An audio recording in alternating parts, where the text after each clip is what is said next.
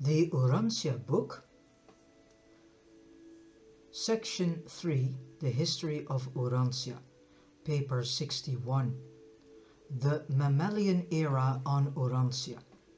The era of mammals extends from the times of the origin of placental mammals to the end of the Ice Age, covering a little less than 50 million years. During this Cenozoic age, the world's landscape presented an attractive appearance: rolling hills, broad valleys, wide rivers and great forests. Twice during this sector of time the Panama isthmus went up and down. 3 times the Bering Strait land bridge did the same. The animal types were both many and varied. The trees swarmed with birds and the whole world was an animal paradise.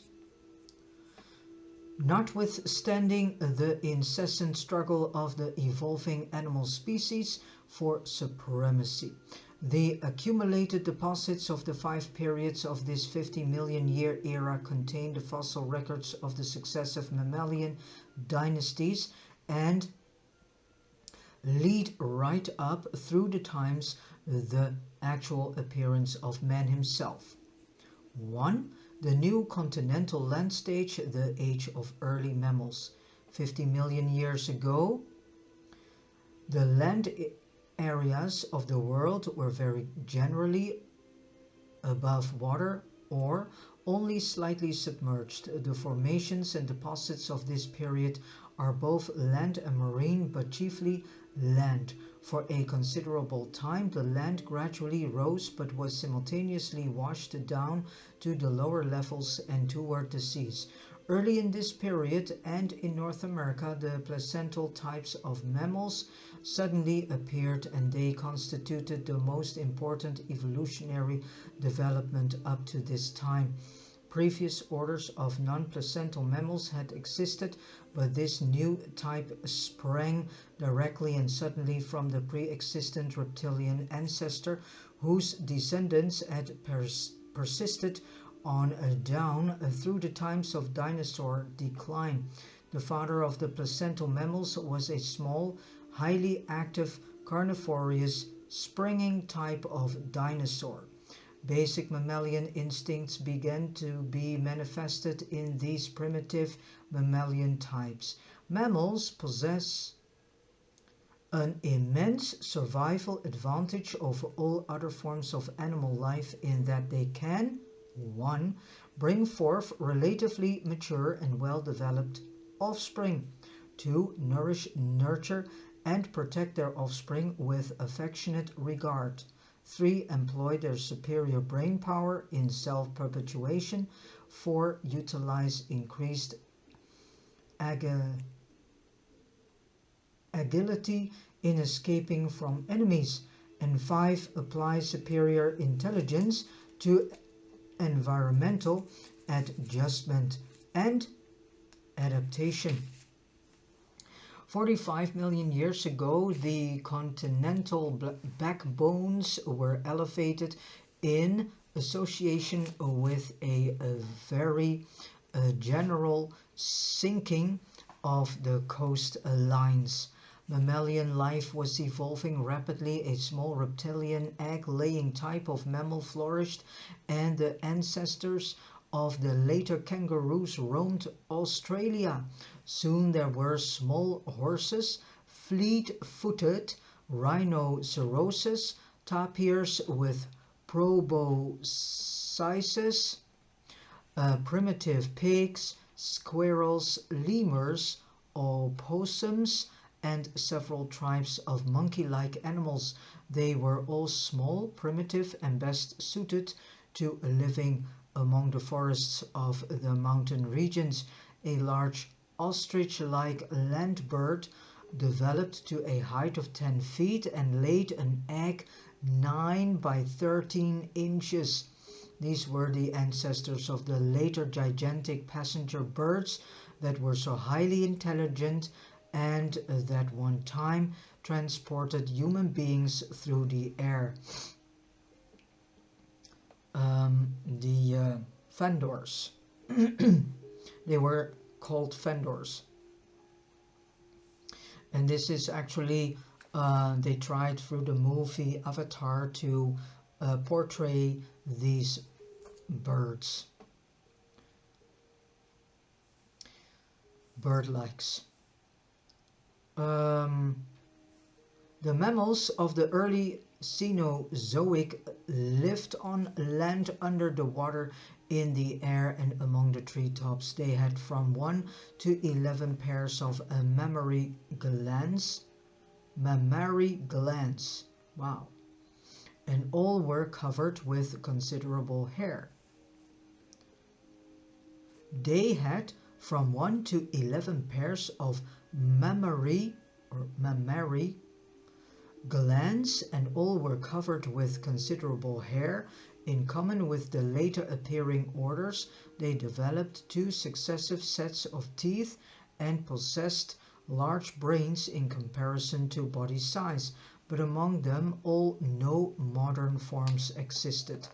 40 million years ago, the land areas of the northern hemisphere began to elevate, and this was followed by new extensive land deposits and other terrestrial activities, including lava flows, warping, lake formation, and erosion. During the latter part of this epoch, most of Europe was submerged. Following a slight land rise, the continent was covered by lakes and bays. The Arctic Ocean, through the Ural Depression, ran south to connect with the Mediterranean Sea as it was then expanded northward. The highlands of the Alps, Carpathians, Apennines, and Pyrenees being up above the water as islands of the sea. The isthmus of Panama was up. The Atlantic and Pacific Oceans were separated. North America was connected with Asia by the Bering Strait land bridge, and with Europe by way of Greenland and Iceland. The Earth's circuit of land in northern latitudes was broken only by the Ural Straits, which connected the Arctic seas with the enlarged Mediterranean. Considerable foraminiferal limestone was deposited in European waters. Today, the same stone is elevated to a height of 10,000 feet in the Alps, 16,000 feet in the Himalayas, and 20,000 feet in Tibet. The chalk deposits of this period are found along the coasts of Africa and Australia, on the west coast of South America, and about the West Indies. Throughout this so-called Eocene period, the evolution of mammalian and other related forms of life continued with little or no interruption. North America was then connected by land with every continent except Australia, and the world was gradually overrun by primitive mammalian fauna of various types.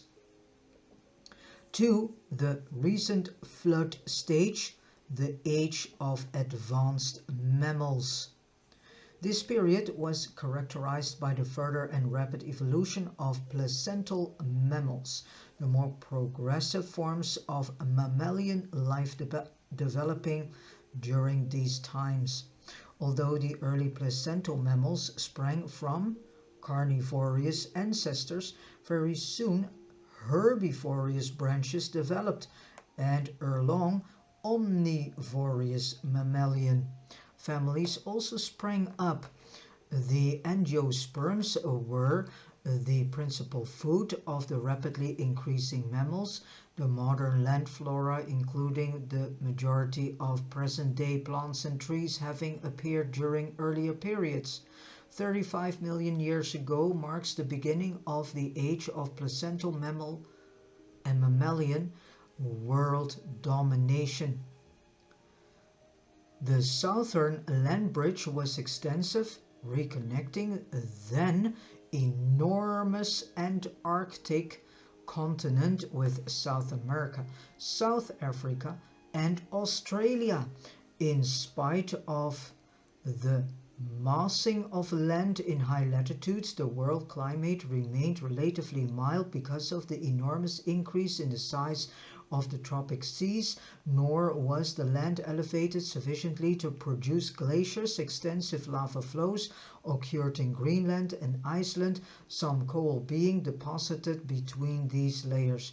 Marked changes were taking place in the fauna of the planet. The sea life was undergoing great modifications. Most of the present-day orders of marine life were in existence, and foraminifers, so strange word, foraminifers, continue to play an important role. The insect life was much like that of the previous era. The fluorescent fossil beds of Colorado belong to the later years of these far distant times. Most of the living insect families go back to this period, but many then in existence are now extinct, though their fossils remain. On land, this was preeminently the age of mammalian renovation and expansion of the earlier and more primitive mammals. Over 100 species were extinct before this period ended. Even the mammals of large size and small brain soon perished. Brains and agility had replaced armor and size in the progress of animal survival, and with the dinosaur family on the decline, the mammals slowly assumed domination of the earth, speedily and completely destroying the remainder of their reptilian ancestors. Along with the disappearance of the dinosaurs, other and great changes occurred in the various branches of the saurian family. The surviving members of the early reptilian families are turtles, snakes, and crocodiles, together with the venerable frog, the only remaining group representative of man's earlier ancestors. Various groups of mammals had their origin in a unique animal now extinct. This carnivorous creature was something of a cross between a cat and a seal. It could live on land or in water and was highly intelligent and very active. In Europe, the ancestor of the canine family, or canine family, evolved soon, giving rise to many species of small dogs. About the same time, the gnawing rodents, including beavers, squirrels, gophers, mice, and rabbits, appeared and soon became a notable form of life. Very little change having since occurred in this family. The later deposits of this period contain the fossil remains of dogs, cats, coons, and weasels in ancestral form. 30,000 million years ago. So you can say that cats and so on are already 35 million years old. So 30 million years ago, the modern types of mammals began to make their appearance. Formerly, the mammals had lived for the greater part in the hills, being of the mountainous types. Suddenly, there began the evolution of the plains or hoofed type, the grazing species, differentiated from the clawed flesh eaters. These grazers sprang from an undifferentiated ancestor having 5 toes and 44 teeth, which perished before the end of the age. Toe evolution did not progress beyond the 3-toed stage throughout this period. The horse, an outstanding example of evolution, lived during these times in both North America and Europe, though this development was not fully completed until the later Ice Age, while the rhinoceros family appeared at the close of this period. It underwent its greatest expansion subsequently. A small hog-like creature also developed, which became the ancestor of the many species of swine, peccaries, and hippopotamuses. Camels and llamas, or ilamas, had their origin in North America about the middle of this period and overran the western plains. Later, the ilamas migrated to South America, the camels to Europe, and soon both were extinct in North America, though a few camels survived up to the Ice Age. About this time, a notable thing occurred in western North America. The early ancestors of the ancient lemurs first made their appearance. While this family cannot be regarded as true lemurs, their coming marked the establishment of the line from which the true lemurs subsequently sprang. Like the land serpents of a previous age, which betook themselves to the seas, now a whole tribe of placental mammals deserted the land and took up their residence in the oceans, and they have ever since remained in the sea, yielding the modern whales, dolphins, porpoises, seals, and sea lions. The bird life of the planet continued to develop, but with few important evolutionary changes. The majority of modern birds were existent, including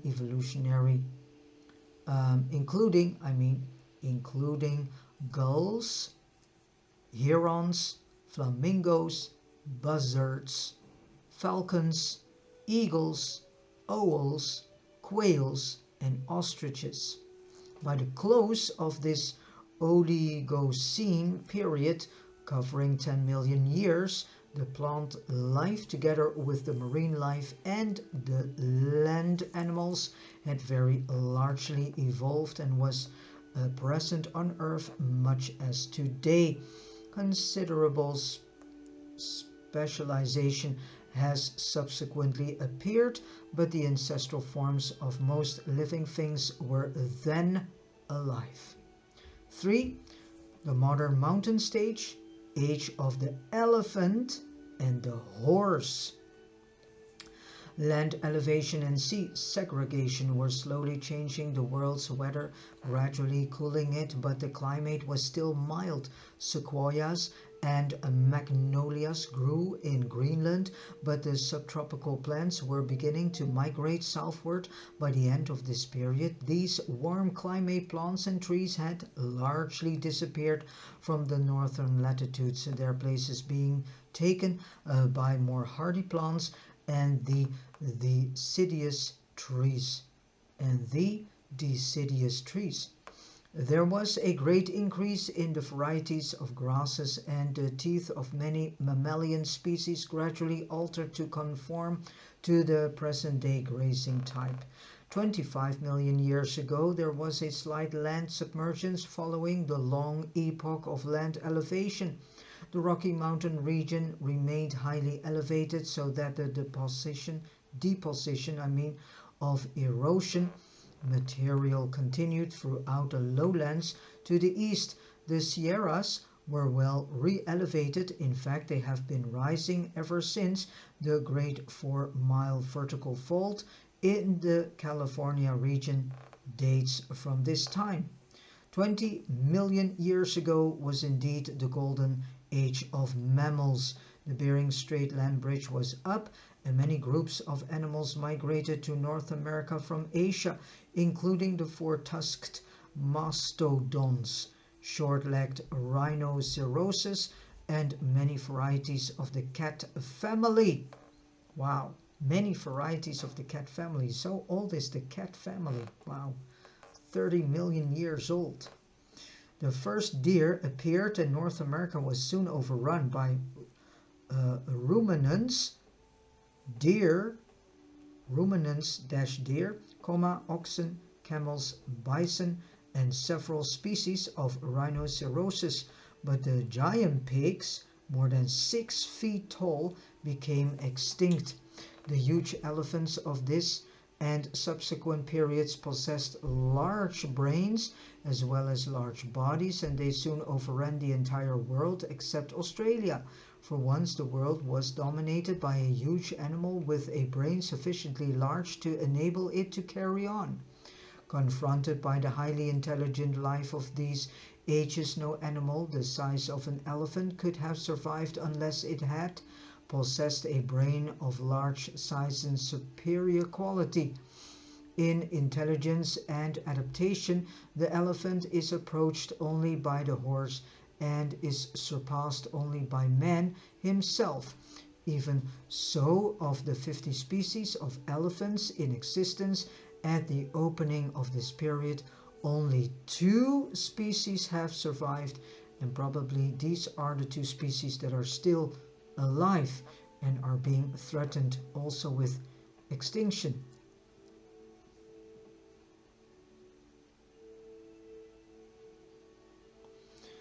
"15 million years ago, the mountain regions of Eurasia were rising, and there was some volcanic activity throughout these regions, but nothing comparable to the lava flows of the Western Hemisphere. These unsettled conditions prevailed all over the world. The Strait of Gibraltar closed, and Spain was connected with Africa by the old land bridge, but the Mediterranean flowed into the Atlantic through a narrow channel which extended across France, the mountain peaks and highlands appearing as islands above this ancient sea. Later on, these European seas began to withdraw. Still later, the Mediterranean was connected with the Indian Ocean, while at the close of this period the Suez region was elevated so that the Mediterranean became for a time an inland salt sea. The Iceland land bridge submerged, and the Arctic waters commingled with those of the Atlantic Ocean.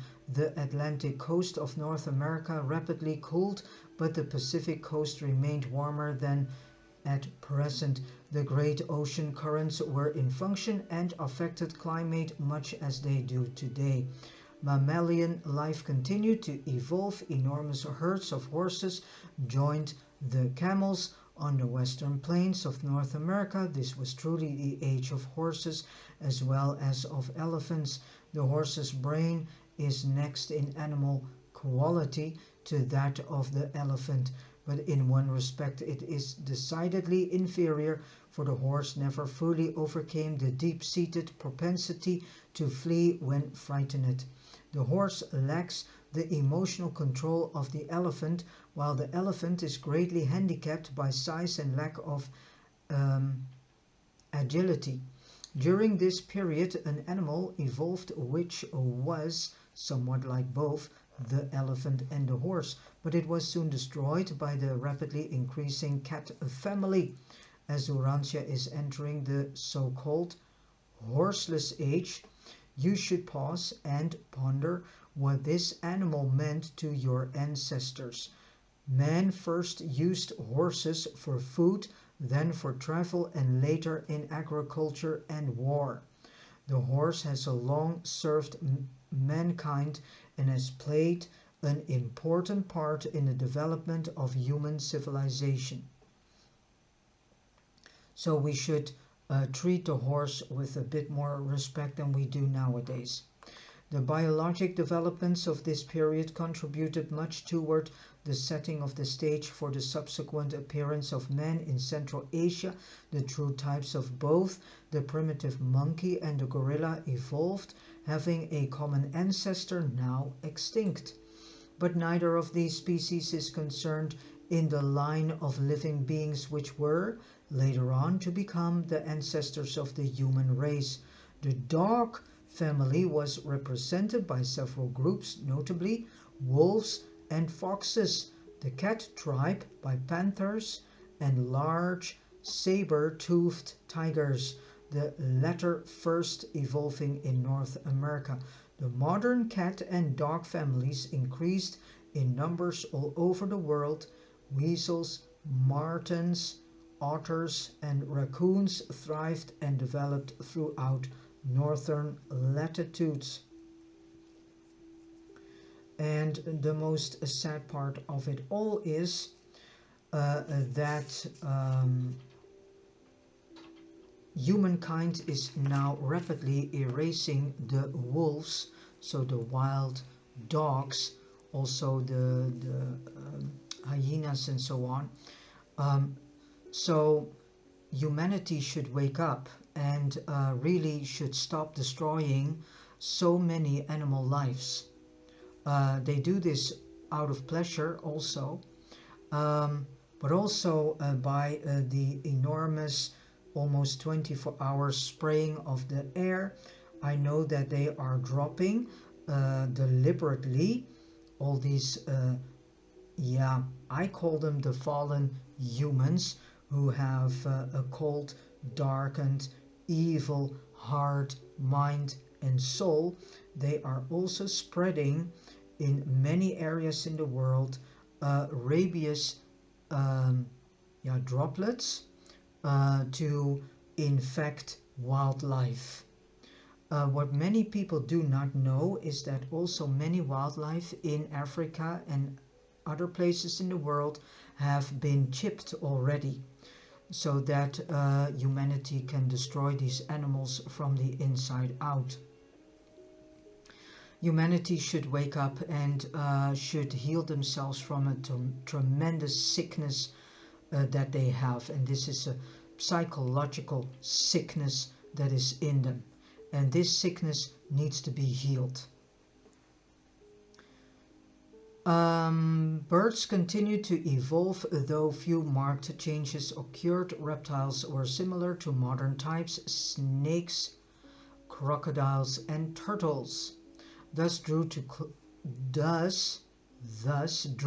a close a very eventful and interesting period of the world's history.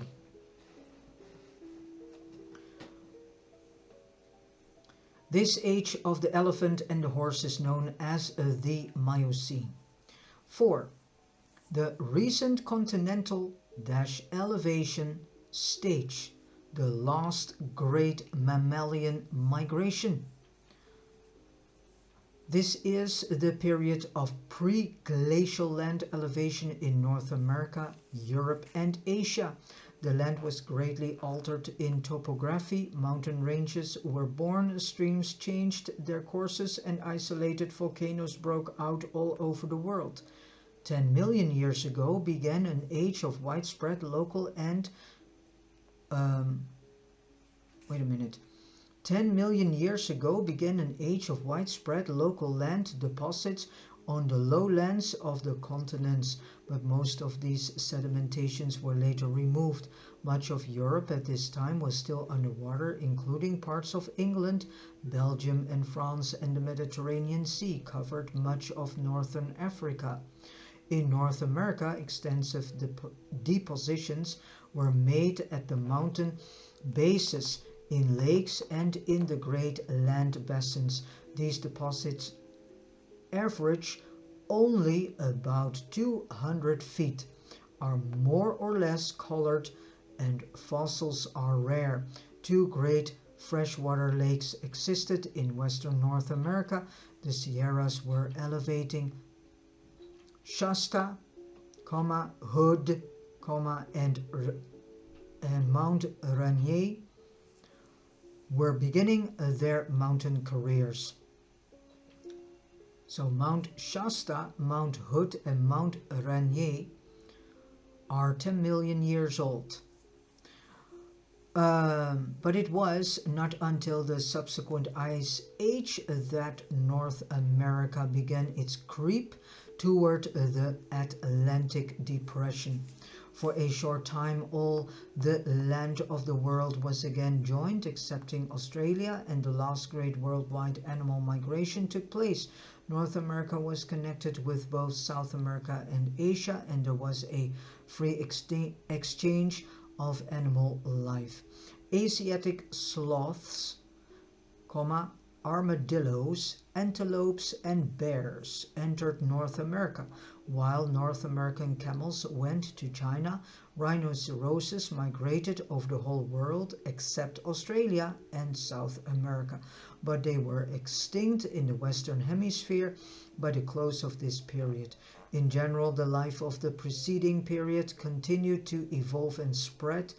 The cat family dominated the animal life, and marine life was almost at a standstill. Many of the horses were still three-toed, but the modern types were arriving. Llamas and giraffe-like camels mingled with the horses on the grazing plains. The giraffe appeared in Africa, having just as long a neck then as now. In South America, sloths, armadillos, anteaters, and the South American type of primitive monkeys evolved. So this is interesting to know that the giraffe is actually a family member of the camel. Before the continents were finally isolated, those massive animals, the mastodons, migrated everywhere except to Australia. 5 million years ago, the horse evolved as it now is, and from North America migrated to all the world, but the horse had become extinct on the continent of its origin long before the red man arrived. The climate was gradually getting cooler. The land plants were slowly moving southward. At first it was the increasing cold in the north that stopped animal migrations over the northern isthmuses. Subsequently, these North American land bridges went down. Soon afterwards, the land connection between Africa and South America finally submerged, and the Western Hemisphere was isolated much as it is today. From this time forward, the distinct types of life began to develop in the Eastern and Western Hemispheres, and thus does this period of almost 10 million years duration draw to a close, and not yet has the ancestor of man appeared. This is the time usually designated as the Pliocene. 5. The Early Ice Age. By the close of the preceding period, the land of the northeastern part of North America and of northern Europe were highly elevated on an extensive scale. In North America, vast areas rising up to 30,000 feet and more, mild climates had formerly prevailed over these northern regions, and the Arctic waters were all open to evaporation, and they continued to be ice-free until almost the close of the glacial period. Simultaneously with these land elevations, the ocean currents shifted and the seasonal winds changed their direction. These conditions eventually produced an almost constant precipitation of moisture from the movement of the heavily saturated atmosphere over the northern highlands. Snow began to fall on these elevated and therefore cool regions, and it continued to fall until it had attained a depth of 20,000 feet. The areas of the greatest depth of snow, together with altitude, determined the central points of subsequent glacial pressure flows. And the Ice Age persisted just as long as this excessive precipitation continued to cover these northern highlands with this enormous mantle of snow, which soon metamorphosed into solid but creeping ice. The great ice sheets of this period were all located on elevated highlands, not in mountainous regions where they are found today. 1/2 of the glacial ice was in North America, 1/4 in Eurasia, and 1/4 elsewhere, chiefly in Antarctica.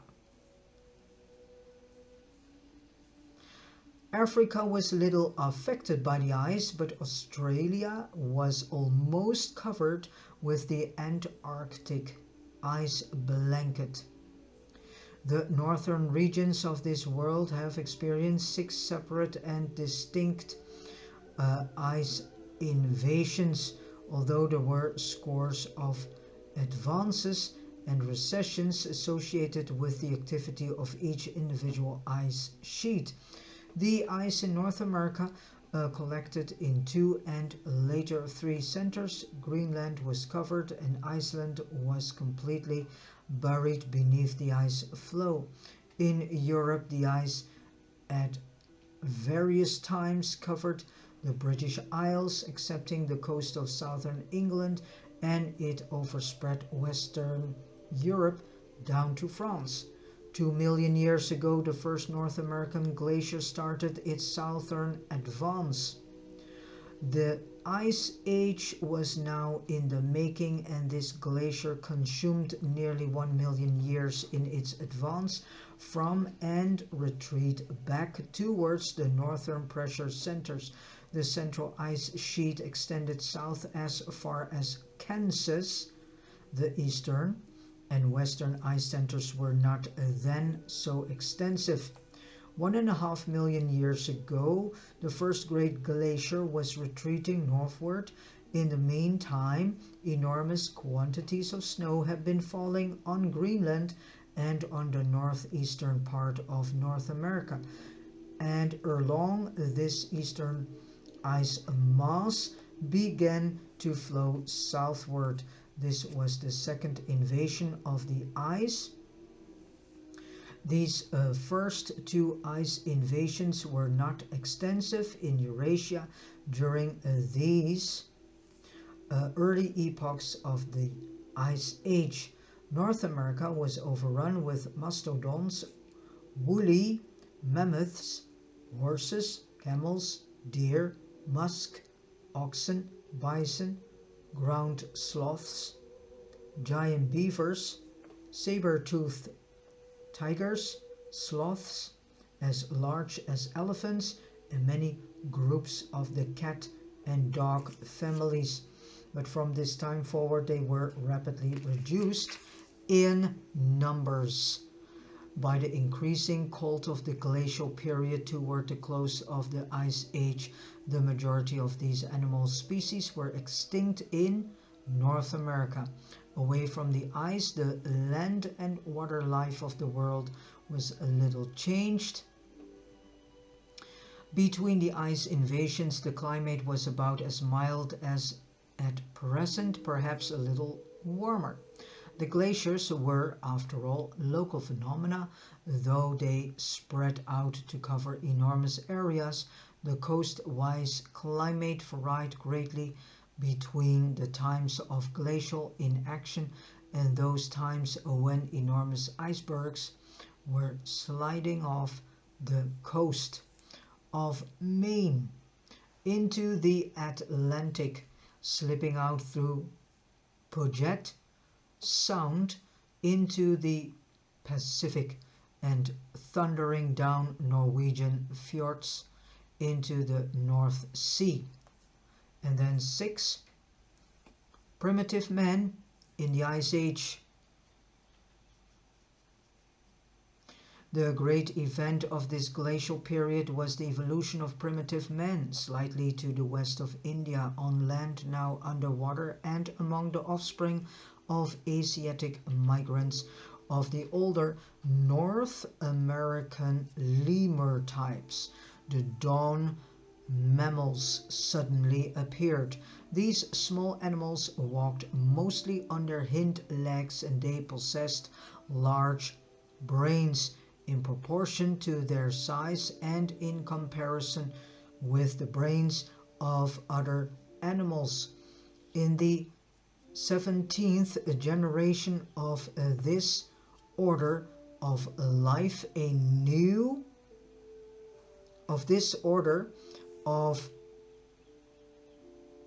the 17th generation of this order of life, a new and higher group of animals suddenly differentiated.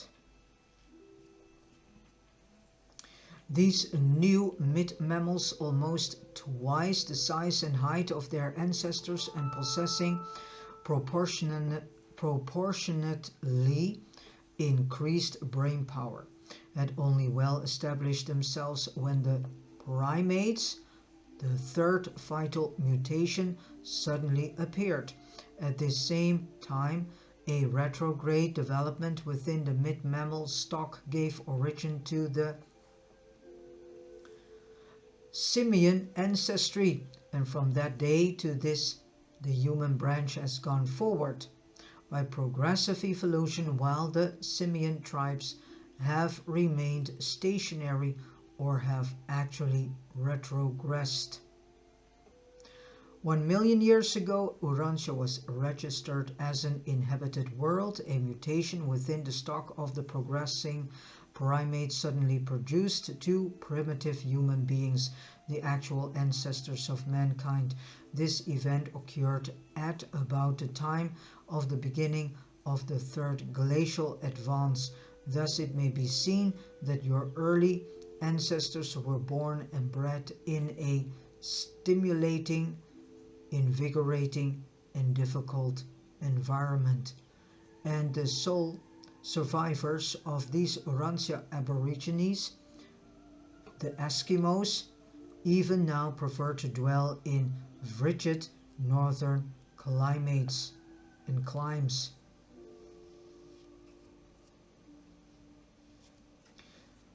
Human beings were not present in the Western Hemisphere until near the close of the Ice Age, but during the interglacial epochs they passed westward around the Mediterranean and soon overran the continent of Europe. In the caves of Western Europe may be found human bones mingled with the remains of both tropic and Arctic animals, testifying that man lived in these regions throughout the later epochs of the advancing and retreating glaciers. 7. The continuing Ice Age. Throughout the glacial period, other activities were in progress, but the action of the ice overshadows all other phenomena in the northern latitudes. No other terrestrial activities leaves such characteristic evidence on the topography. The distinctive boulders and surface cleavages such as potholes, lakes, displaced stone and rock flour are to be found in connection with no other phenomenon in nature. The ice is also responsible for those gentle swells or surface undulations known as drumlins, and a glacier as it advances displaces rivers and changes the whole face of the earth. Glaciers alone leave behind them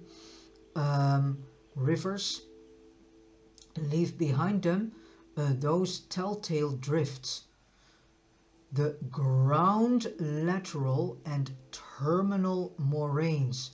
So glaciers alone leave behind them those telltale drifts, the ground lateral and terminal moraines. These drifts, particularly the ground moraines, extend from the eastern seaboard north and westward in North America and are found in Europe and Siberia.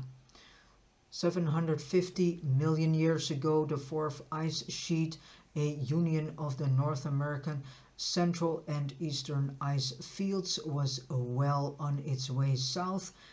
At its height, it reached to southern Illinois, displacing the Mississippi River 50 miles to the west, and in the east it extended as far south as the Ohio River and central Pennsylvania.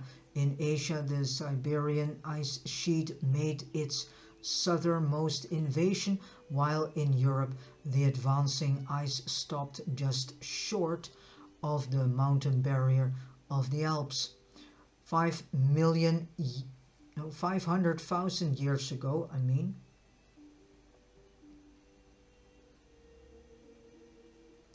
500,000 years ago, during the fifth advance of the ice, a new development accelerated the course of human evolution.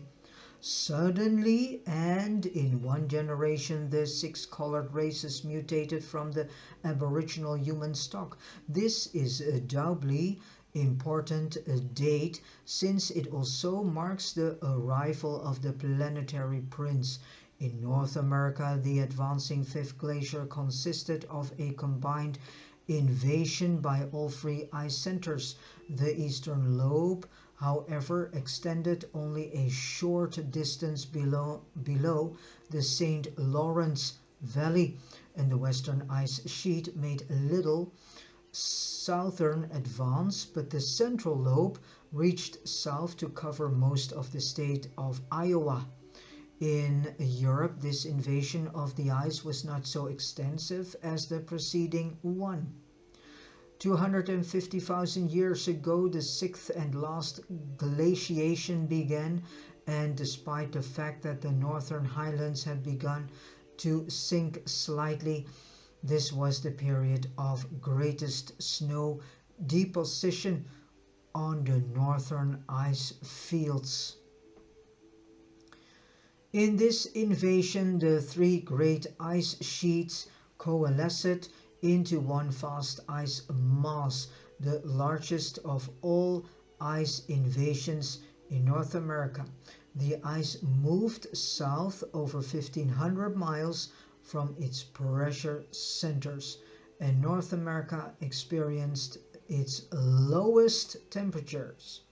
200,000 years ago, during the advance of the last glacier, there occurred an episode which had much to do with the march of events on Urantia, which is the Lucifer and Caligastia rebellion.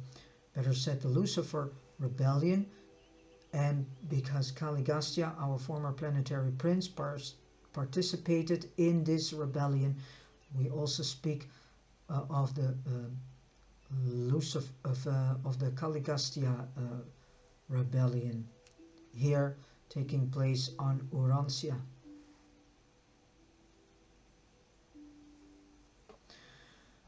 Um, 150,000 years ago, the sixth and last glacier reached its farthest point of southern extension, the western ice sheet crossing just over the Canadian border, advancing south and covering the greater portion of Pennsylvania and Ohio.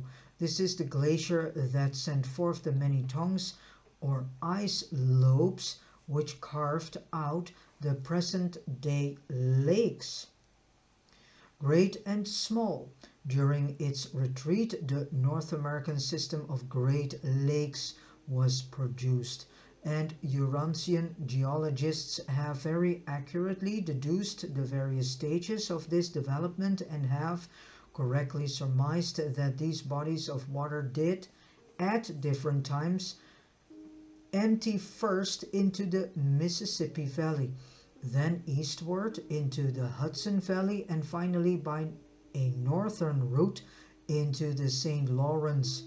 It is 37,000 years since the connected Great Lakes system began to empty out over the present Niagara route. 100,000 years ago, during the retreat of the last glacier, the vast polar ice sheets began to form, and the center of ice accumulation moved considerably northward. And as long as the polar regions continue to be covered with ice, it is hardly possible for another glacial age to occur, regardless of future land elevations or modification of ocean currents. This last glacier was 100,000 years advancing, and it required a like span of time to complete its northern retreat. The temperate regions have been free from the ice for a little over 50,000 years. The rigorous glacial period destroyed many species and radically changed numerous others. Many were solidly sifted by the to and fro migration, which was made necessary by the advancing and retreating ice. Those animals which followed the glaciers back and forth over the land were the bear, bison, reindeer, musk ox, mammoth, and mastodon.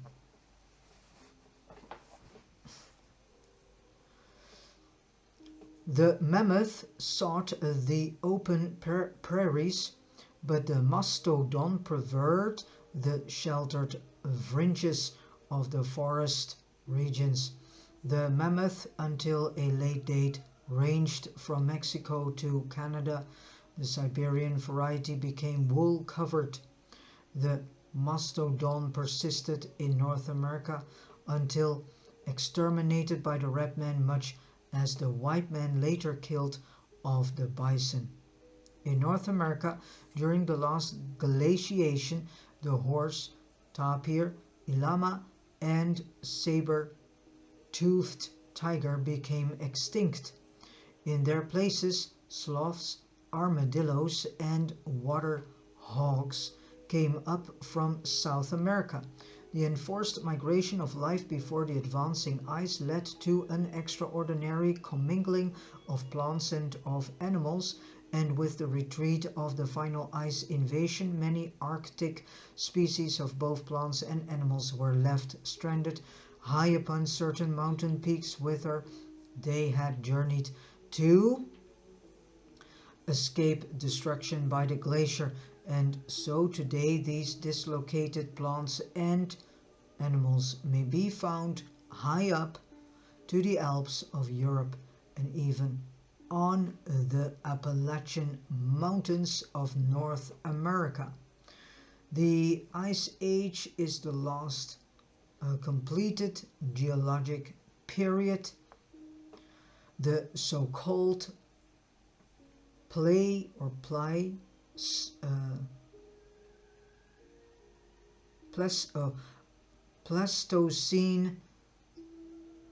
Pleisto and then scene, over 2 million years in length. Pleistocene, I think it is. 35,000 years ago marks the termination of the Great Ice Age, excepting in the polar regions of the planet. This date is also significant in that it approximates the arrival of a material son and daughter known as Adam and Eve, and the beginning of the Adamic dispensation, roughly corresponding to the beginning of the Holocene or post-glacial period. This narrative, extending from the rise of mammalian life to the retreat of the ice and on down to historic times, covers a span of almost 50 million years. This is the current geologic period, and is known to your researchers as the Cenozoic or recent times era. And with this said, I have come to the end of reading paper 61, and all the information in this paper has been presented to us by a resident life carrier. And thank you so much, resident life carrier, for giving us this in-depth information and understanding and background information, which is very needed. I also want to thank you all for listening to this audio video, and God bless you.